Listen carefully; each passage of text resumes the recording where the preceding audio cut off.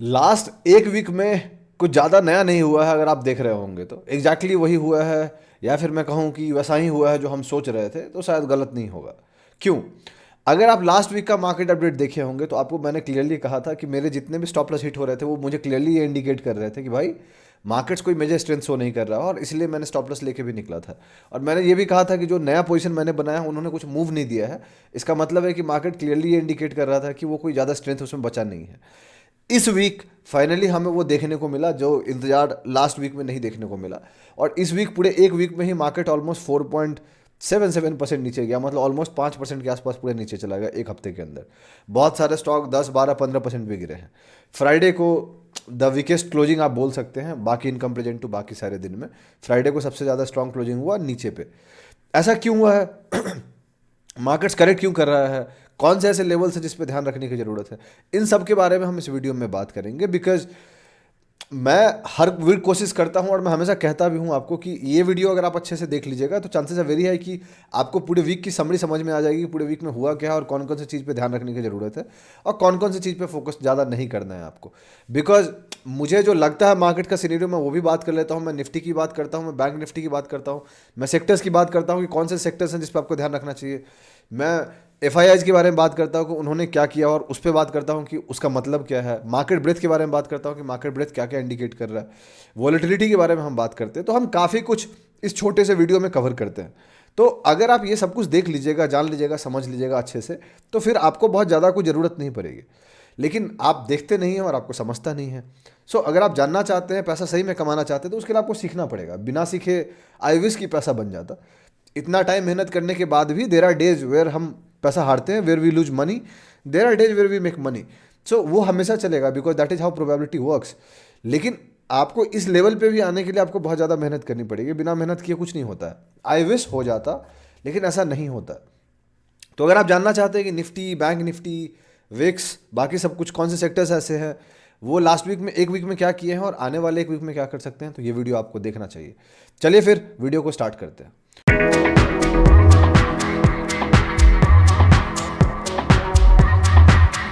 कैसे हैं आप लोग? मेरा नाम ब्रजभूषण है और मैं आप लोगों का स्वागत करता हूं आप लोग के अपने चैनल पे जिसका नाम है ट्रेड विद भूषण। जैसा कि आप जानते हैं कि ये वीडियो मार्केट अपडेट वीडियो है जिसमें हम पूरे मार्केट के बारे में डिस्कस करेंगे। तो आगे बढ़ने से पहले मैं आपको दो चीज़ क्लियर कर देना चाहता हूँ। पॉइंट नंबर 1, मैं से भी रजिस्टर्ड नहीं हूँ, तो जो भी मैं बात कर रहा हूँ मेरी खुद की ओपिनियन है, मेरी खुद ये लर्निंग पर्पज वीडियो को टिप या रिकमेंडेशन नहीं है। मेरी खुद की एनालिसिस है, इसलिए मैं आपके सामने लेके आ रहा हूँ। ये मेरे लिए मोर ऑफ अ जर्नल के रूप में काम कर जाता है, ताकि जब 3 4 5 महीने बाद जाकर मैं देखूं कि मैं इस समय मार्केट में क्या सोच रहा था, मैं यूट्यूब पे जाऊंगा, उस वीडियो को ओपन करूंगा और देख लूंगा। इतना ही सिंपल है, राइट। लेकिन मेरी कोशिश यही है कि इससे अगर किसी को कुछ सीखने को मिल जाए तो अच्छी बात है। पॉइंट नंबर 2, आपको कोई फाइनेंशियल डिसीजन लेना है उसके लिए अपने फाइनेंशियल एडवाइजर को जरूर डिस्कस करें, बिकॉज वो सही लोग होंगे आपको एडवाइस करने वाले। हम जैसा इंसान सही लोग नहीं होगा, बिकॉज हमें आपका रिस्क नहीं पता, हमें आपका माइंडसेट नहीं पता, आपको हमारा रिस्क नहीं पता, आपको हमारा माइंडसेट नहीं पता, ठीक है। अब बात करते हैं मार्केट की। लास्ट एक वीक में क्या हुआ? लास्ट एक वीक में ऑलमोस्ट हर रोज निफ्टी नीचे ही रेड में क्लोज हुआ है। इसलिए मैंने एक मैसेज भी किया था ट्विटर पे भी और टेलीग्राम पे भी कि भाई पिछले 4 5 दिन से यही हो रहा है कि रोज सुबह उठो, मार्केट को गिरते देखो और जाके सो जाओ। इतना ही चल रहा था। फ्राइडे को भी एग्जैक्टली वैसा ही हुआ। आउट ऑफ 500 स्टॉक अगर एक नंबर मैं आपको दूं तो 420 स्टॉक्स रेड में क्लोज हुए हैं, 80 स्टॉक्स ग्रीन में क्लोज हुए हैं, जो आपको क्लियर एक मार्केट का इंडिकेशन देता है कि मार्केट किस साइड में गया होगा। अब चलते हैं चार्ट्स पे और बात करते हैं। तो ये रहा आपके सामने चार्ट, ये निफ्टी का चार्ट है। अगर 5 दिन देखिएगा तो ये मंडे है, ट्यूसडे, वेडनेसडे, थर्सडे, फ्राइडे, और एवरी सिंगल डे हम रेड में क्लोज हुए हैं, पाँचों दिन, राइट। पाँचों दिन जब रेड में क्लोज हुए हैं तो सबसे ज़्यादा बड़ा दिन फ्राइडे था, उससे पहले थर्सडे था। बैक टू बैक हम गिरते रहे हैं और वो लेवल बढ़ता गया। सवाल है कि इस बीच में क्या हुआ। ये फ्राइडे को मैंने बोला था कि यहाँ पे लो का स्टॉप लॉस हुआ था, अपर साइड पे भी स्टॉप लॉस हुआ था, लोड पे भी हुआ था, और मैंने बाकी कंक्लूजन में भी बात किया था कि मैं क्या सोच रहा हूँ, मैंने स्टॉप लॉस लिया था तो क्यों लिया था, वो सारी बात मैंने की थी। और मैंने ये भी कहा था कि संभलने की ज़रूरत है। अगर आप जाके देखिएगा लास्ट वीक का तो आपको मिल जाएगा। हर शनिवार को हम ये लेके आते हैं ताकि आपको देखने को मिले और समझने को मिले। तो इस मूव के बाद क्या हो सकता है? अब देखिए, ये बैक टू बैक मूव गिरा तो हो सकता है थोड़ा सा बाउंस हो। वैसे भी ये जो जोन है, इस जोन की जो हम बात कर रहे हैं, ये लाइन हमने ड्रॉ किया था 23,800, ये तो ब्रेक हो गया। आप क्लियरली देख सकते हैं कि अच्छे से क्लोज किया है उसके नीचे, वॉल्यूम भी डिसेंट था। अब जो सपोर्ट है अगला वाला, वो यही वाला जोन है जिसके बारे में हम, जो यहाँ पे आके सपोर्ट किया था और बाउंस चला गया था, जो कि नवंबर महीने के बीच वाले वीक में था। अब ध्यान रखिएगा, ये जोन तो है लेकिन मैं एक लेवल बता दे रहा हूँ आपको, वो लेवल है इस कैंडल का लो। अगर हम 23,250 के नीचे चले जाते हैं तो दोस्त फिर हम 200 मूविंग एवरेज को भी ब्रेक कर देंगे, जो कि यहाँ पे कहीं आएगा, प्लस इस जोन को भी हम ब्रेक कर देंगे जहाँ से ये बाउंस किया था, और फिर ऑलमोस्ट हम इस वाले कैंडल के आसपास चले जाएंगे जो इलेक्शन के टाइम दिन बना था 4 जून को, राइट, उस दिन पे चले जाएंगे। ये कैंडल का हाईएस्ट इलेक्शन का जो हम एग्जिट पोल के बाद ये बना था कैंडल, इसके ऊपर के ऑलमोस्ट प्राइस पे हम आ चुके हैं। सो अगर हम इसके नीचे चले जाते हैं तो mid term to long term पे मार्केट्स पे इम्पैक्ट पड़ेगा। शॉर्ट टर्म में हम निगेटिव हो चुके थे, इसमें किसी को डाउट नहीं, ये ट्रेंड चेंज हो चुका था। अब ऐसा लगता है कि वैसे ऐसे हम ऐसे आए हैं, ये वाला आए हैं, ये ऊपर नहीं, ये नहीं, हम ये वाला आए हैं, ऐसा कुछ, ये ऊपर गए हैं और अब शायद नीचे चले जाएंगे। तो ये क्लियरली इंडिकेट कर देगा कि मार्केट्स नीचे जाना चाहता है। ऐसे ही फॉर्मेट में मार्केट जा रहा है। अगर यहाँ पे बाउंस करके हम इसको ब्रेक कर लेते तो डबल बॉटम हो जाएगा, जो कि बाद में अच्छा होगा। तो दो में से एक ही पॉसिबिलिटी हो सकती है, देखना है क्या होता है। हम मेक श्योर करेंगे कि हम आपके सामने कवर कर रहे हैं। मेरे लिए निफ्टी बहुत ज़्यादा मैटर नहीं करता, मेरे लिए मैटर करता है कौन से स्टॉक्स को हम होल्ड कर रहे हैं। अगर आप chart of the week follow करते होंगे तो आपको पता चलेगा कि इस वीक में कोई भी स्टॉप लॉस हिट नहीं हुआ है, उल्टा एक स्टॉक का टारगेट हिट हुआ है जो कि कॉस्मो फिल्म्स था, उसने अपना 40% का रिटर्न दे दिया था। So we have done pretty good into this in comparison to what overall market has done. But Friday को बहुत सारे स्टॉक 4-5%, 6% गिरे हैं, but we are okay with it because चलता है, पार्ट ऑफ द गेम है। Loss लेने की क्षमता होनी चाहिए, नहीं तो मार्केट छोड़ दीजिए और कुछ और कीजिए, सिंपल है। अगर आप नुकसान बर्दाश्त नहीं करते हैं तो फिर ये फील्ड आपके लिए नहीं है, ठीक है। किसी ने पूछा कि भाई आपको डर नहीं लगता, तो दोस्त जो सब कुछ हार जाता है उसका डर भी मर जाता है, इतना ही सिंपल है।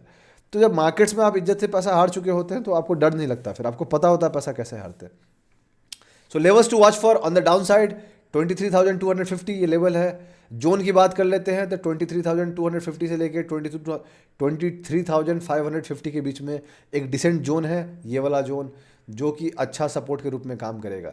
मुझे नहीं लगता हम एक बार में ब्रेक कर रहे हैं, मुझे ये लगता है कि हल्का सा बाउंस करेंगे and then probably we can come down. आपको ये भी समझना पड़ेगा कि ईयर एंडिंग में ईयरली क्लोजिंग आएगा पहला, तो इस वीक में लास्ट वीक होगा, उसके बाद क्रिसमस आ जाएगा तो हॉलीडे रहेगा, लॉन्ग हॉलीडे बाहर वालों के लिए, तो मार्केट्स थोड़ा सा शांत हो जाता है। प्लस मार्केट्स अक्सर अगर आप 4-5 साल का हिस्ट्री जाके देखोगे 2020, 21, 22, 23 में, तो आपको पता चलेगा कि दिसंबर के एंडिंग महीने में थोड़ा सा ज़्यादा वॉलेटाइल रहा है, मोस्टली डाउन साइड ही रहा है।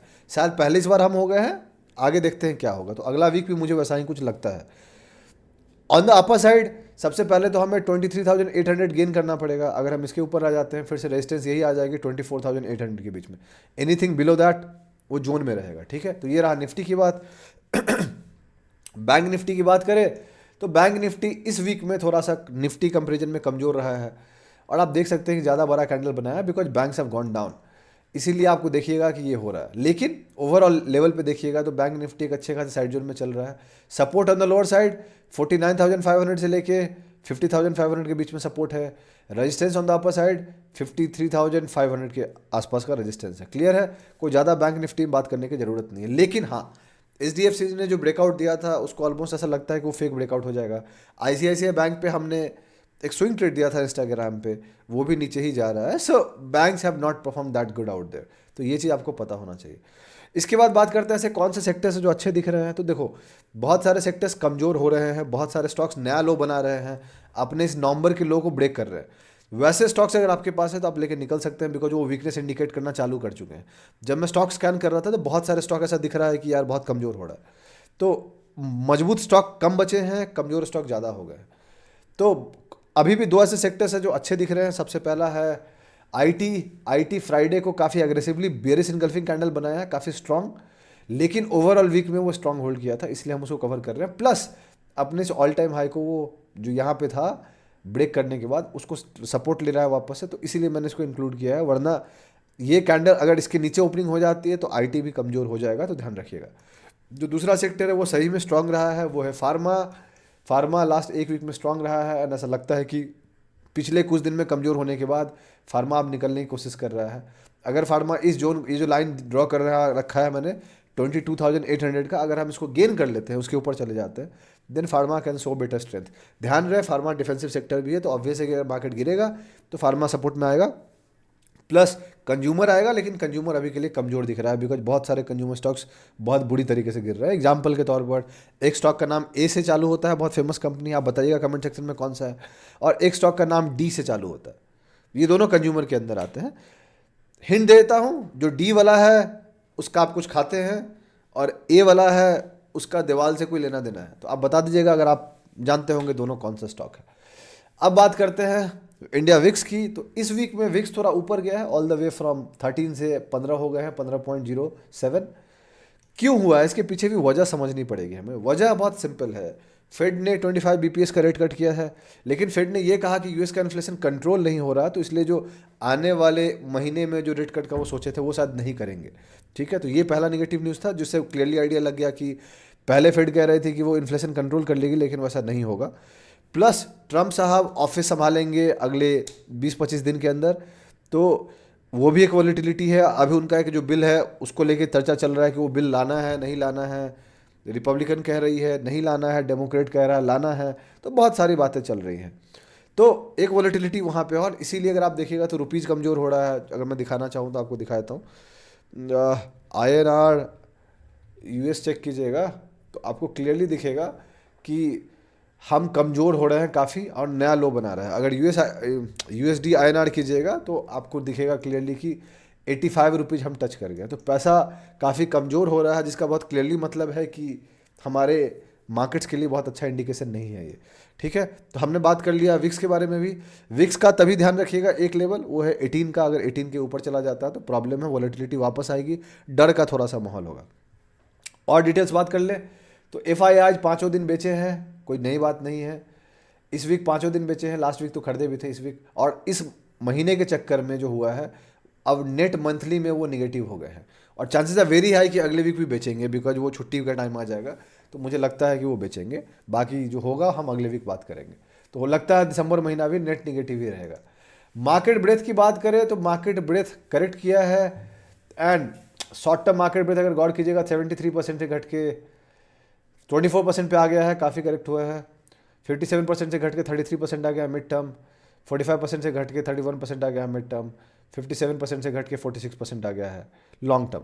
सो market breath has corrected a bit, अभी भी स्कोप है गिरने का, लेकिन निफ्टी पे ऐसा लग रहा है 8% पे आ गया, तो हो सकता है we can see some bounce in Nifty.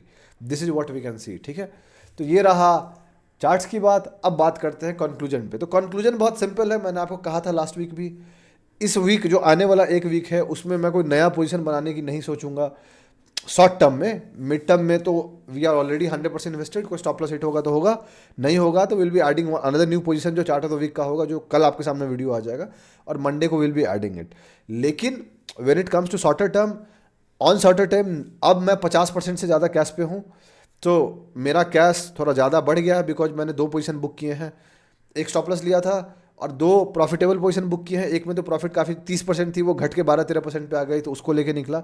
और एक स्टॉक अच्छा चला है जिसका नाम डिक्सॉन था, जिसके बारे में मैंने पहले भी बात किया था, और टेलीग्राम पे भी मैंने अपडेट किया था, इंस्टाग्राम पे भी मैंने अपडेट किया था कि मैं नया पोजीशन उसमें बना रहा था करके। तो Dixon has gone well for me, and वो मेरा कुछ स्टॉप लॉस रिकवर करवा दिया है। That is how we play, right, that is how I play.